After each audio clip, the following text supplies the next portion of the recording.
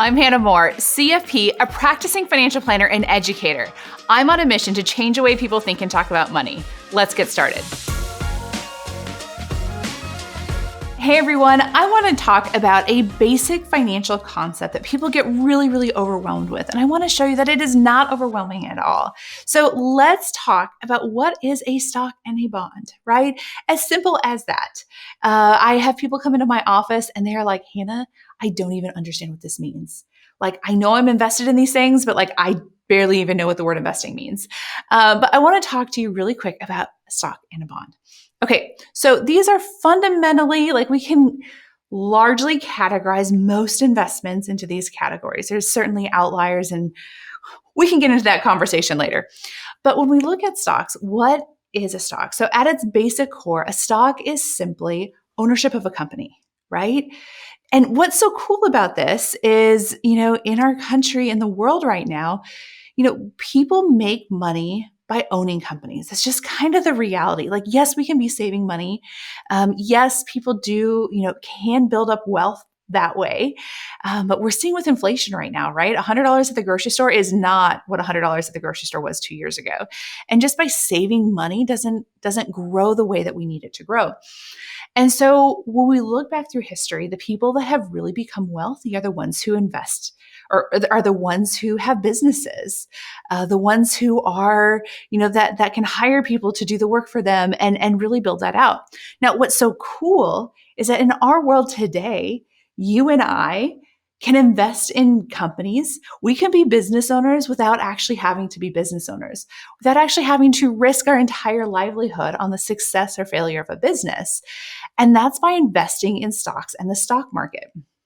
So what happens with the stocks is we have, let me walk through kind of like the entrepreneur's journey that many follow on this. And again, there's going to be nuances to all of this, but we start with an entrepreneur who is looking to simply get into, who starts a business, and it can be anything, right? They start a business, they start getting successful, and it just continues to grow. So it might go from a 1 location to 2 locations, or it's online or whatever it may be, but their business continues to grow and grow and grow. Now, at some point, many owners either want out of the business, they want to say like, hey, I want to retire from this. Or they're going to say, hey, you know what? We want to grow this business even more, but we need more money and we don't have money.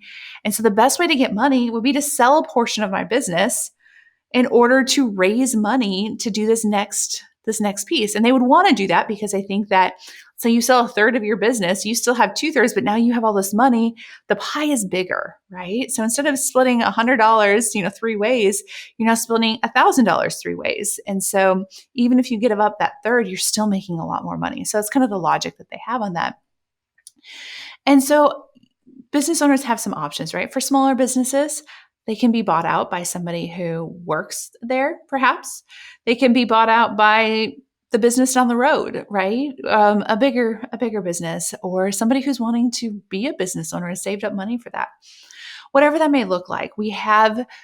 So when entrepreneurs, they start their businesses and they kind of get to this point where they want to make some money from they want to be able to sell their business in order to make money from it. Well, this continues on to the big scales, right? And so we get to this point where companies are so big that they're saying like, hey, I want to retire. I want out. I want to have my liquidity event is what they call it. It's an IPO, initial public offering. If you work for a tech company, that's something that's really popular right now, is you have these companies that have grown substantially, right? And now it's like, okay, we want to be able to have a place where we can sell this easily. And so that's what happens with the stock market. That's essentially what the stock market is. The stock market is a place for us, you and me, and the business owner, and really most everybody, where you can go and you can say, hey, I want to own a part of that company. So what's so cool about this is that this means that you don't need to be a business owner. Now you can. I love being a business owner, but I don't have to be a business owner of a multi-billion-dollar company in order to see success. I can take the money that I earn and I can invest it. I can become an owner of some of the biggest companies, of Apple, of Microsoft, of Target and Walmart, and there's literally thousands of them. I can I can own part of that. And what that means is that my money grows with that company, right? So I'm not just putting this money in a savings account. I'm actually putting this money in companies that are going to grow. And so that's what's so cool is that we can now be essentially business owners. We can be part of that growth by investing in stocks in the stock market. So pretty cool. And it's actually really easy to do. We've talked on this podcast before about the 4 things you can do with money, right? This idea of the money bears that my friend Matt Gardner came up with, where you can save money, you can spend money, you can give money, right? Those are all pretty intuitive things. But this last one is you can invest money. And this is what it means to invest money. Now, I said at the beginning, there are 2 really types. We have the stock market, those are the stocks. So we're actually owners of that company, right? So if that company triples in value, our money triples in value. If that company goes bankrupt, we also lose our money. So there's risks that are tied to there. But the second type of investment is bonds, right? Of really looking at what is a bond? What is a bond market? What the heck? What does it mean when they're talking about bonds on the news, right? So we were saying for stocks, we become the owners of the company, right? For bonds, we become the bank to the company. So what I mean by that is think about, for a mortgage, right? You're saying, like, hey, I need to go buy this. I want to buy this house. I don't have all this money up front, or even if I do, I don't want to put all this money up front. Can I go and you go to a bank and you say, like, hey, will you give me this loan? Now, companies do the same thing. Now, companies can go to banks and get loans from banks. Absolutely. They can also go to the bond market. And that's where investors like you and I, or, there's other large investing groups where they'll say, hey, you know what? Microsoft or Apple, or, again, there's a whole host of companies that do this. It's like, you need money. We will loan you money. We will be the bank for you. We will give you this money in exchange for an interest rate, right? And we get that. That is just, what your interest rate on your mortgage, what you're paying the bank in order for that money, to get that money. And so you agree to the terms. You say, like, okay, so we're going to loan you this money for 10 years. We're going to get a 5% interest payment on this. And then that's what you get from your bonds. And so when we talk about the stock and bond market, stocks are about the ownership of companies, and bonds are about the loans to the companies, that we're actually giving them money. Now, historically, when we think about stocks and bonds, we think the stocks are very volatile, right?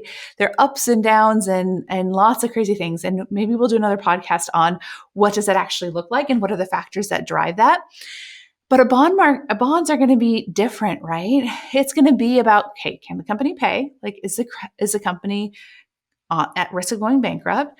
But it's also going to be more about interest rates, of saying, how much can we charge for this? But there's a lot more known factors with bonds. We know how much money we've given them. We know the expected interest rate. So if it's 5%, we give them $10,000. We know every year we're going to get $500 back from that. We have more known factors. Now, with interest rates going up, bond prices have started going down, which is kind of backwards, but we'll have a whole nother episode just on that if you're curious. If you're curious about that. But this is what it means to invest in today's world, is the opportunity to invest in the stock and bond market, where you're not having to be the one to be out there doing the work. Now, we hear this idea of investing in yourself, and I'm a huge believer in that. I have certainly done that, and it's paid off well for me and my family. But when we also look at, yes, we're investing in ourselves, but it's also hard. It's hard. We look at successive businesses, and, it's one of these things about, I would say, diversifying your risk, but pulling that money, taking a little bit of what you're making and just putting it in the stock market, putting it in the bond market, can really help you fast track and achieve your goals in a way that you aren't having to be the one to be driving this. We call it, passive income is a huge term right now. I'm not sure there's a more passive way of making money than putting your money into the stock or bond market. So I hope that helps you as you are understanding and kind of thinking about this, and know that this does not have to be complicated. It's actually incredibly easy. There are whole like PhD programs out there on the nuances of what this means.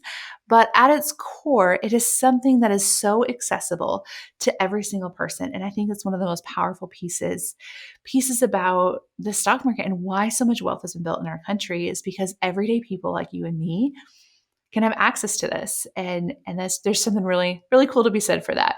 Thanks for listening to this episode of Everyday Money with Hannah Moore. If you like what you heard, subscribe and check out livewealthynow.com.